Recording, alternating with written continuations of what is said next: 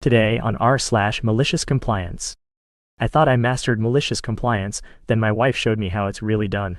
For this story, you need to know that I am the kind of person who will go a great distance for a good laugh, as you will see below.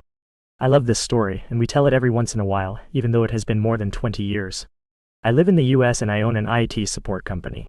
Many years ago, I used a cell phone company named Nextel. They had this great push-to-talk feature that turned your phone into a walkie-talkie, which was perfect for communicating with coworkers in my IT work. However, their customer service was a nightmare. Anytime I needed to contact them, it would take at least 30 to 40 minutes on hold. Eventually, I had to switch to a cheaper service, which meant getting a new number. Now you can port your number to a new carrier, but back then, you had to change numbers if you switched carriers. I canceled all the phones on our plan except for mine, which I downgraded to an emergency plan costing about $10 a month. I left the old phone plugged in at my office and set my voicemail message to instruct callers of my new number. The phone just sat next to my desk on a shelf, plugged into a charger, so that I could see if anyone called. I could also hear the phone make a sound when it disconnected from the cellular network, and then a different sound when it connected to the cellular network. It connected and disconnected constantly there in my office. I would estimate that it only stayed connected to the network about 50% of the time. After 6 months, I decided to cancel it. I had to wait on hold for the customary 30 to 40 minutes just to cancel my service. After telling the service representative that I was always dropping off the network, and that I had already switched services, they verified the service problems on my account and canceled my entire plan.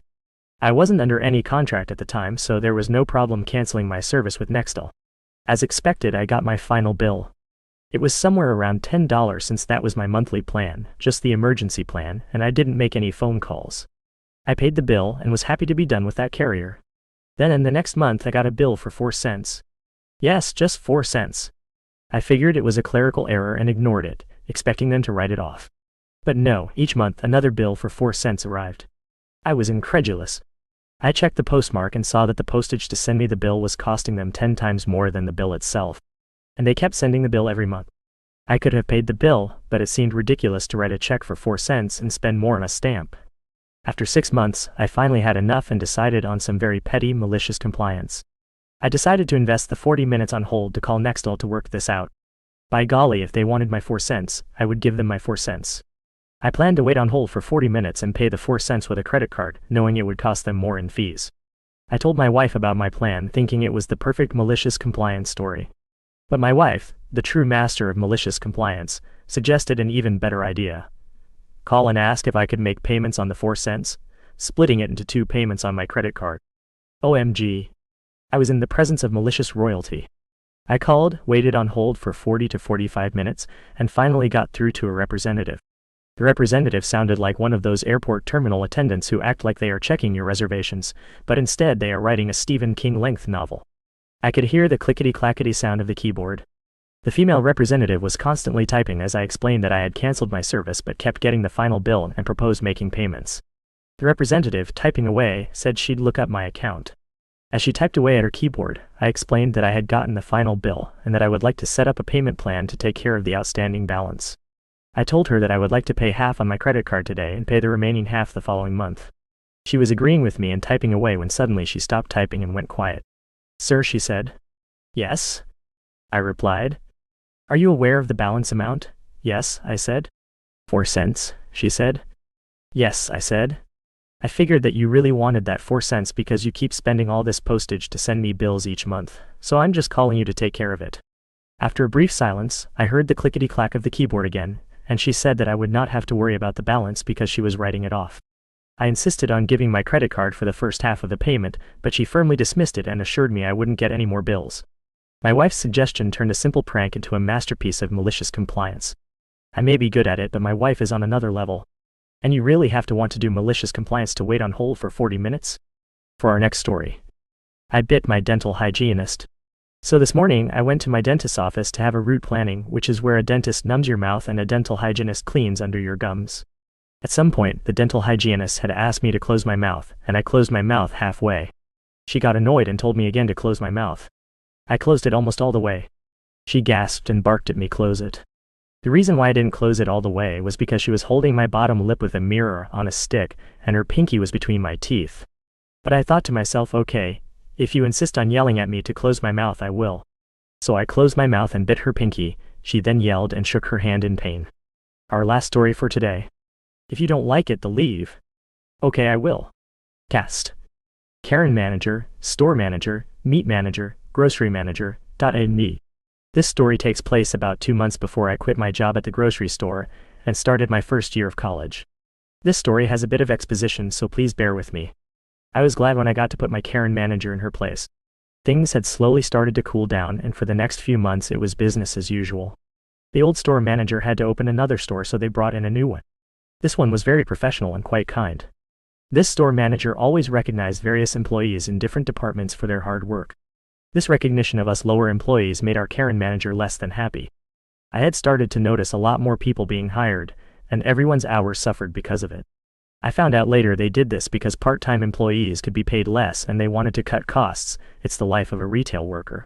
I wanted to keep making money in preparation for college, so I went into Karen manager's office and said, Hey, Karen manager, I noticed my hours were being cut and I wanted to see if I could pick up some extra shifts. She scoffed at me and said, Karen manager, it's a department-wide decision. If you want hours, go to another department. I wouldn't waste your time though. I looked at her confused and asked, why not? Karen manager, they only have hard-working employees in their departments. You wouldn't fit in? I was dumbfounded. I thought Karen's BS bully routine was over, but boy was I wrong. I stood there unsure what to say. Meanwhile, Karen manager had another umbrage smile plastered on her face. I just turned around and walked out of her office. I didn't know if Karen manager had already lied to the other managers or not, but I might as well ask. I first went to the meat department and explained my situation.